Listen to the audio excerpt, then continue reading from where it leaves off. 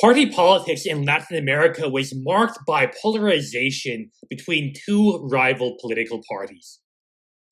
Two-party systems had already taken root throughout most of the region by the 1850s, and the five countries that did not yet have organized political parties would develop two-party systems by the end of that century. For the first 100 years after independence, two-party systems were the norm in Latin America. In the next video, we are going to take a closer look at what these parties stood for and how they were structured. But in this video, I want to address a much more basic question. Why two political parties?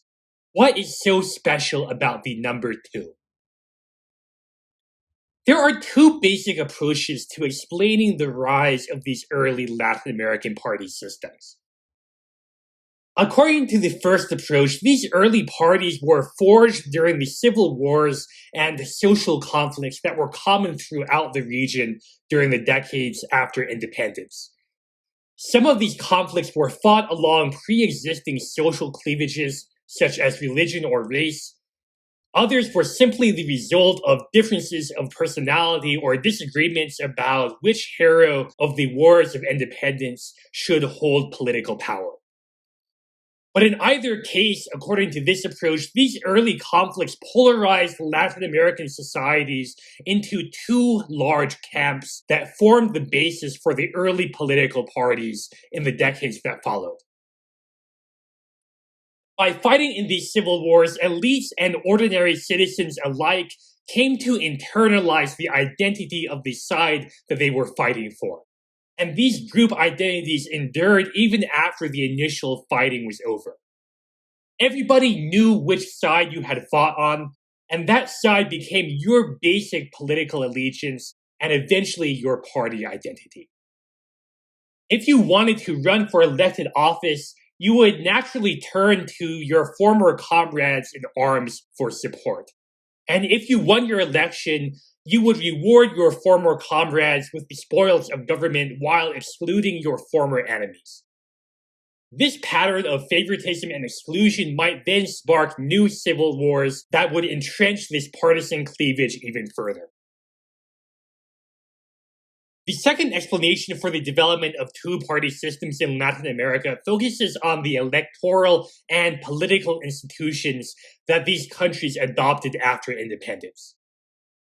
When Latin American countries became independent between 1810 and 1830, most of them decided pretty quickly that they wanted to be republics rather than monarchies.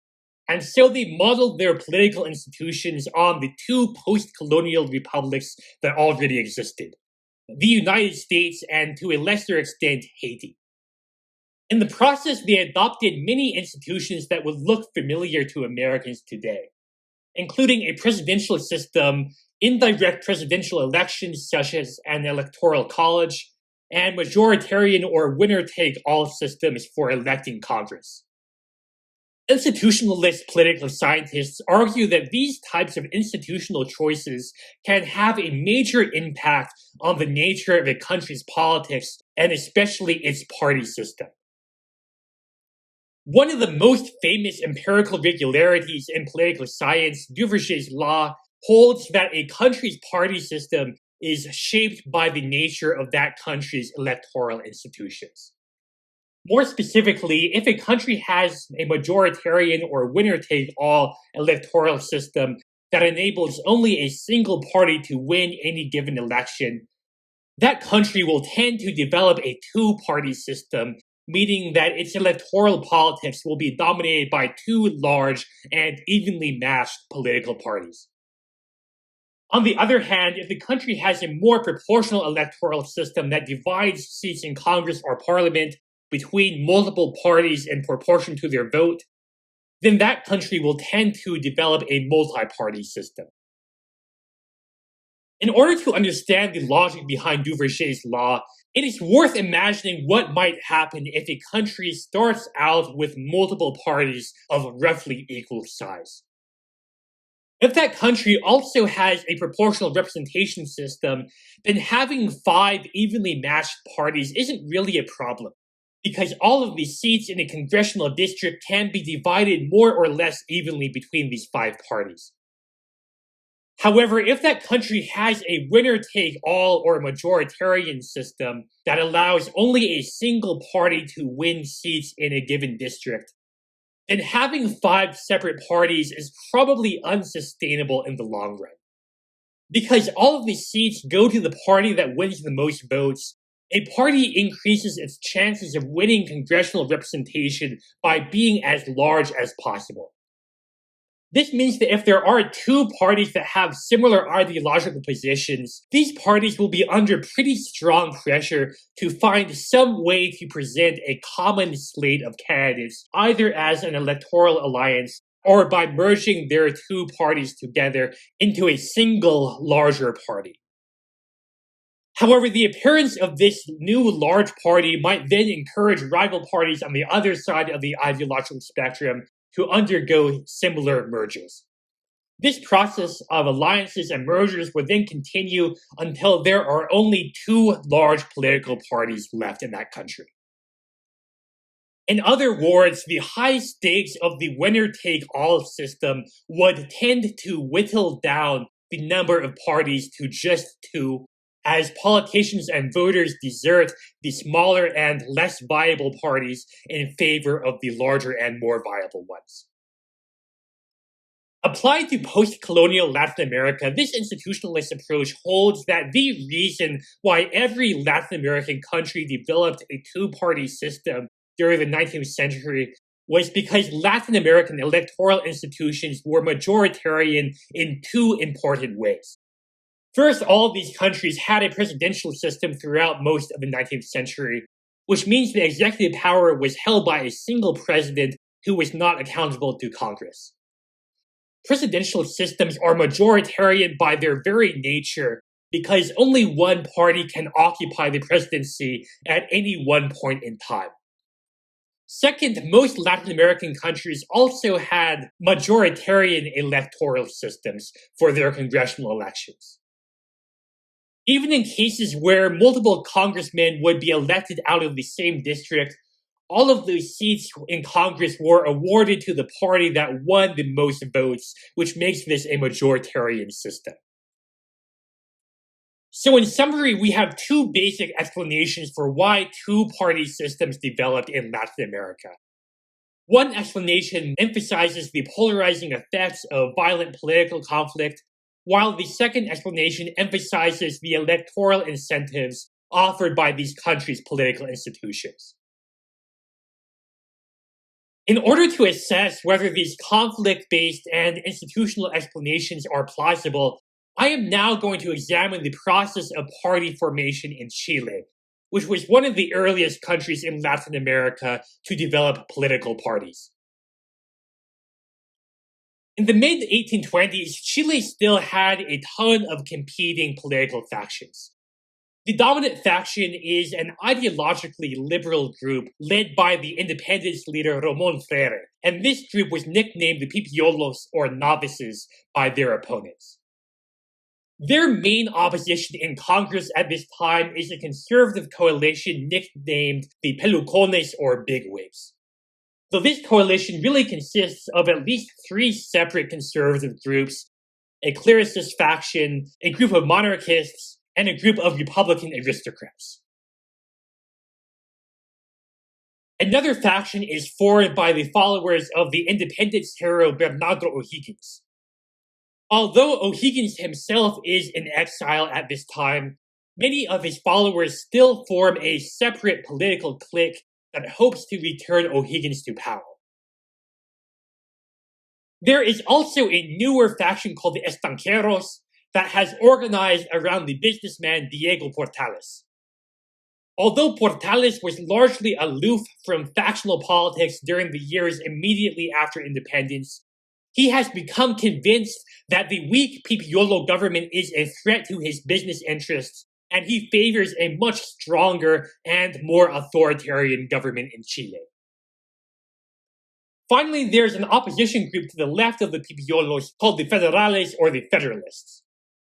They agree with the Pipiolos on some issues, but they favor an even weaker central government and greater regional autonomy.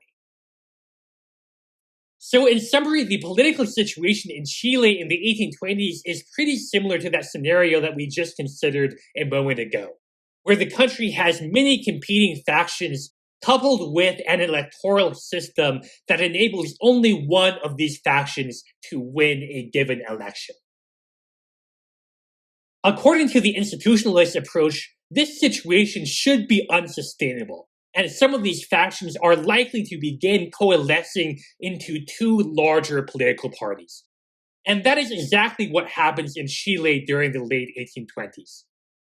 The Estanquero leader Diego Portales does not agree with the Pelucones and O'Higuinistas on every issue, but he decides that he is better off with either of these factions in power compared to the current Pipiolo government. And so he helps organize all of these right-wing factions into a single conservative party for the purpose of defeating the Pipiolos in the next election in 1829. In that election, the conservatives unite behind a single presidential candidate, the Pelucon leader Francisco Ruiz Tagle. Although the conservative groups are now united, Ruiz Tagle ends up losing the election anyway to the Pipiolo candidate Francisco Antonio Pinto. Later that year, the conservatives launch a rebellion that overthrows the Pipiolo government after a brief civil war. This civil war is a good example of one of the early post-independence conflicts that forged party identities according to the conflict-based approach. Although in this particular case, this war begins only after one of the main parties had already started to coalesce for electoral reasons. When this civil war is over, the Conservative Party emerges as the dominant political group in Chile for the next 3 decades. The liberal opposition is initially demoralized and disorganized, but by the end of the 1830s, the two main opposition factions, the Pipiolos and the Federales, join with a dissident conservative faction into a single party, which becomes known as the Liberal Party. So already by the 1840s, Chile has developed a two-party system based on the governing Conservative Party and the opposition Liberal Party. So to summarize what has just happened, Chile started out with 5 main political factions, but these factions gradually coalesced into just 2 large political parties. This process did involve a civil war, and it is possible that the 1829 Civil War helped sharpen these political identities. But at least on the conservative side, this process was already underway before the war began, simply because larger parties have a better chance of winning elections under majoritarian electoral systems. In Chile's case, these partisan alignments will not remain completely fixed over the following decades. Some politicians will switch from one party to another.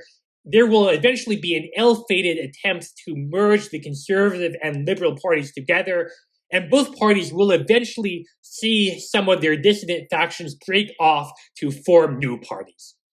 Nevertheless, the rivalry between Chile's conservative and liberal parties continues to structure Chilean politics until the end of the 19th century, when the electoral system finally changes. Two-party politics does not stick around forever in Latin America. Almost every country in Latin America today currently has a proportional electoral system and a multi-party system. But for the next several videos in this series, which focus on party politics in the 19th century, the older majoritarian electoral systems are still in effect, and two-party systems will continue to be the predominant pattern of party competition in almost every country in the region.